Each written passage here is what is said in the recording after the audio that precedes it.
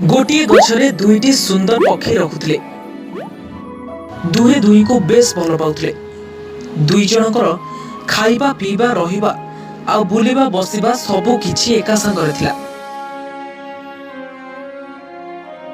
तेबे या भितरे दुई पक्षी को भितरु पुरुष पक्षी केबे इच्छा करेनी कि ता स्त्री पक्षी को छाड़ी की जीवा पाई।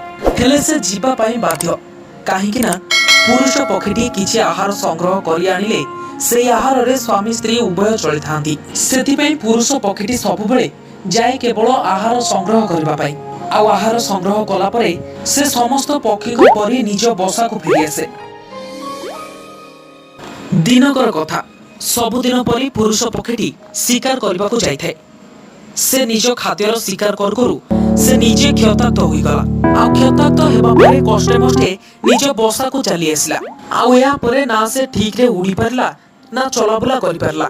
से सेमिति निज बसारे पड़ी रहिला। तेबे या परे स्वामीर एपरि अवस्था देखि स्त्री पक्षीटी कहिला, देखो तम अवस्था बहुत खराब आ एमिति रे भी तमे चलाबुला करि परना, किंतु मु तो ठीक अछि। तेबे मु जाउछि हम दुई को पई खाद्य जोगाड़ करिबाकू।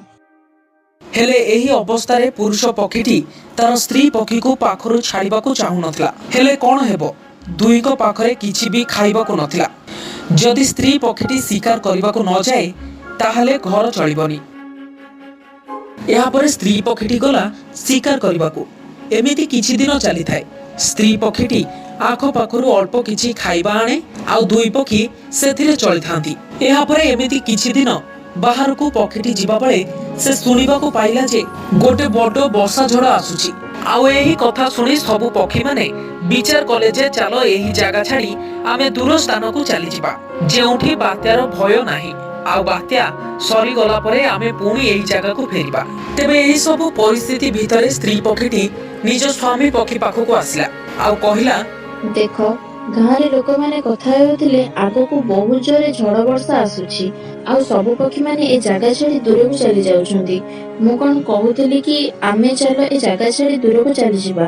हेले स्वामी पक्षीटी क्षताक्त होइथिला जहा फल रे से स्त्री पक्षी सह जाई परिला नाही। तेणु सबु पक्षी जेतेबेले जीवा को बाहरिले स्त्री पक्षीटीर इच्छा नथिले मध्य से ता जीवन बचेबा पई तार स्वामी पक्षी को छाड़िबा को पड़िला। आ स्वामी पक्षीटी कहिला, हौ तू जा, झड़ वर्षा छाड़ी गला परे तू मते देखा हबा पई निश्चय आसीबो।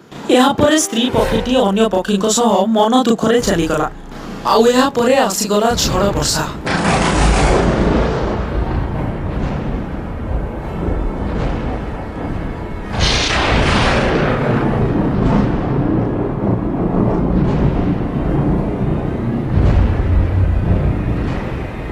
झड़ वर्षा छाड़िबार 2 दिन परे अन्य पक्षी मानक सह स्त्री पक्षीटी निज बसा को फेरिला।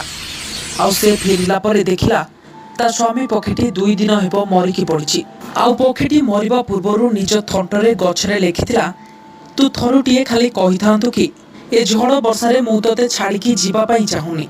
जदि एतिकी कहिथांतु हुए तो झड़ वर्षा आसीबा पूर्वरु मु मरि न था।